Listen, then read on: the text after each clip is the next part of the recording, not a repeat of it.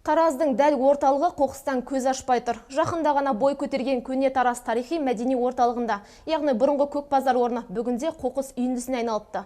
Аспан асты мұражайды салу барысында керекті аймақ қоршалып алынған. Ал осыдан 4 жыл бұрын жабылған сауда орталығының қирандылары қоршау сыртында әлі күнге дейін тазаланбаған.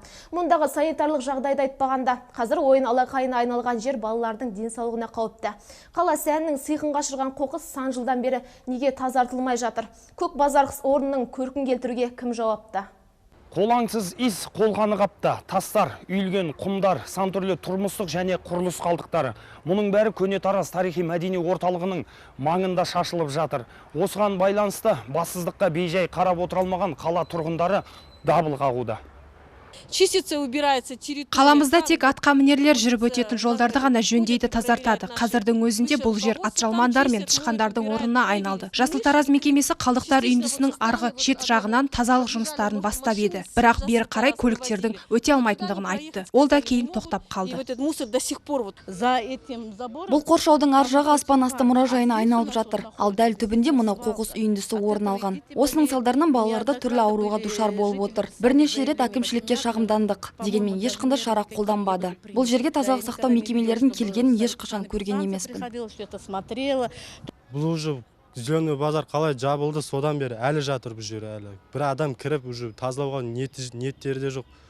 Көк базар орнындағы қоқыс негізінен бұрынғы ет корпус аумағында. Пластикалық қирандылар, малдың сүйектері тау боп үйілгелі аттай 4 жыл болыпты. Содан бері қазба жұмыстары жүргізіліп, көне Тараз кешенінің құрылысы да жүзеге асты. Алайда айналадағы бейберекетсіздікке тұрғындардан басқа бас қатырар жан жоқ. Сол аумақта тұратындар құзырлы органдарға сан мәрте шағымданғанымен естір құлақ болмапты. Анықтағанымыздай, бұл аумаққа Жасыл Тараз жауапкершілігі шектеулі серіктестігі жауапты екен. Тұрғындардың дабыл қағып шағымданғанын естіген мекеме мамандары мәселенің мән-жайын білуге келгенімен телеарнаға сұхбат беруден бас тартты.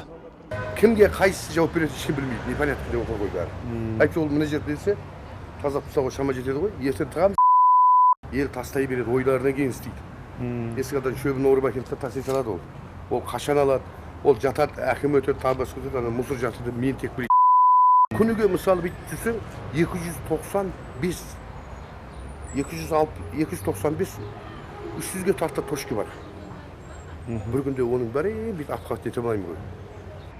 Мына жердің, осы жердің қоқыс туралы халық шулап, біраз өзінің ой пікірін айтып, Қазақ хандығының 550 жылдығы кезінде ашық аспан астындағы мұражайға көптеген қонақтар келіп тамсанған еді. Бірақ бүгінде мұнда сырты бүтін, іші түтіннің керісі келіп тұр. Егер мәселе шешімін тауып, қоқыс тазаланбаса, алдағы жаздың аптап-ыстығында құрт құмырсқаның мекеніне айналып, түрлі инфекциялық аурулардың ошағына айналуы ықтимал дейді тараздықтар. Рахат Күзберген, Марат Таубаев, 7-7 Ньюс.